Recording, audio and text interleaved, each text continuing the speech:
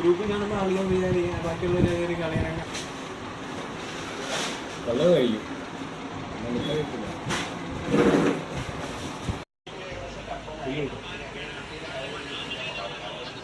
Hi hello welcome back. നമ്മളിപ്പോൾ ആലപ്പുഴ ജില്ലയിലാണ്. വിയ്യപുരം എടത്വ റൂട്ടിലുള്ള മങ്കോട്ടച്ചിറ ഷാപ്പിലേക്കാണ് ഇന്നത്തെ നമ്മുടെ യാത്ര. ആലപ്പുഴ ജില്ലയുടെ ഹരിതാഭയും പച്ചപ്പും ഒക്കെ നിറഞ്ഞ നല്ലൊരു കിഡിലൻ റൂട്ടിലൂടെയാണ് നമ്മളിപ്പോൾ പൊയ്ക്കൊണ്ടിരിക്കുന്നത്.